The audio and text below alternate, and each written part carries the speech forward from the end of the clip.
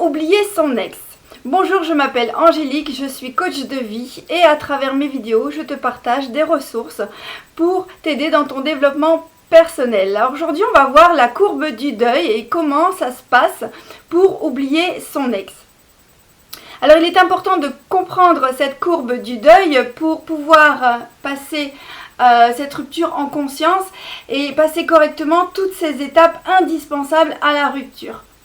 Cela ne t'empêchera pas évidemment d'éviter la souffrance ni les émotions, mais tu pourras te servir de ces émotions comme d'un curseur pour savoir où tu en es aujourd'hui.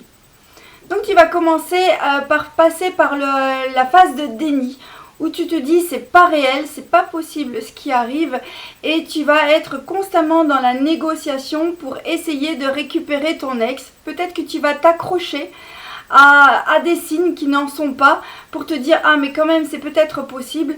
Enfin bref, tu vas rester dans une sorte d'illusion pour entretenir ce déni et entretenir cet espoir que c'est encore possible. Quand tu vas comprendre que c'est une illusion, tu vas entrer dans cette phase de colère où là tu vas essayer de chercher des responsables à ce qui t'arrive, et c'est là que tu vas faire des flashbacks, des retours en arrière, où tu vas revivre des moments désagréables et te demander mais pourquoi c'est arrivé et pourquoi c'est lui il m'a fait ça et pourquoi j'ai accepté ça. Donc tu vas le rendre responsable, mais tu vas aussi te rendre responsable et donc peut-être même te sentir coupable de ce qui est arrivé. C'est ainsi que progressivement tu vas arriver dans la phase de tristesse. Dans cette phase de tristesse où tu vas baisser les bras, où plus rien n'aura de sens, tu vas petit à petit te rendre compte que plus rien n'est possible et tu vas renoncer. Et quand on commence à renoncer, eh bien c'est là tout simplement qu'on finit par accepter. Alors la phase d'acceptation, c'est une phase où tu vas vivre de la passion, de l'espoir, et donc tu vas reprendre contact avec tes amis, tu vas faire la fête, tu vas multiplier les rencontres. C'est une phase assez excitante où on pense qu'on est sorti en fait de la rupture de deuil, mais c'est important dans cette phase de ne rien négliger, de ne pas négliger la phase de compréhension de pourquoi c'est arrivé, de remise en question, pour ne pas reproduire les mêmes schémas de sabotage. C'est important de prendre ce chemin, de prendre soin de toi, de prendre le temps de guérir et de se faire accompagner, de faire de la place en soi pour quelqu'un d'autre et pour le renouveau. Alors combien est-ce que ça dure ce temps de deuil, cette courbe du deuil? Il n'y a pas de règle. Pour certaines personnes, ça peut aller plus vite. Pour d'autres, ça peut être beaucoup plus long. Pourquoi? Parce qu'elles vont rester coincées dans un niveau, rester coincées dans le déni, ou réessayer peut-être avec leur ex, mais ça va remettre les compteurs à zéro parce que finalement rien n'est réglé et ça risque de toute façon de capoter.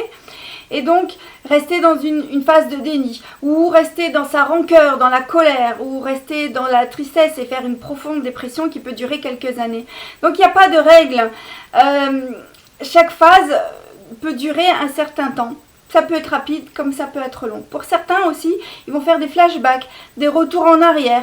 Et c'est comme ça qu'ils vont vivre un florilège d'émotions plus contradictoires les unes que les autres.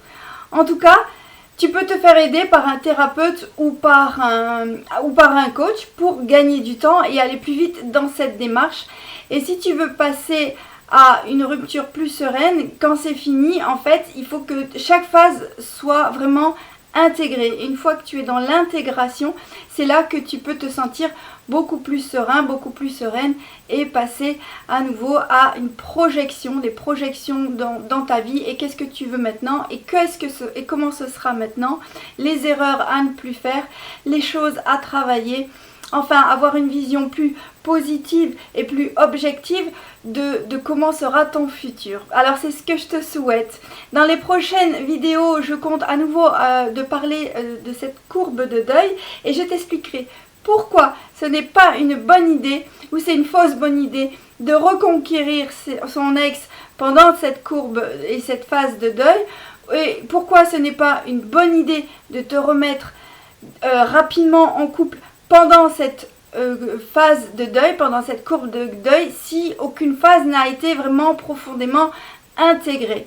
Enfin, moi je dis ça, je dis rien, tu fais ce que tu veux. Si tu veux connaître la suite, abonne-toi à la chaîne YouTube Épanouie Vie. Partage cette ressource parce que tu connais peut-être quelqu'un dans ton entourage qui en aura besoin et à qui ça va éclairer sa conscience et faire du bien. Et puis surtout, avant de partir, n'oublie pas de liker. Je te dis à très bientôt et coach-moi vôtre.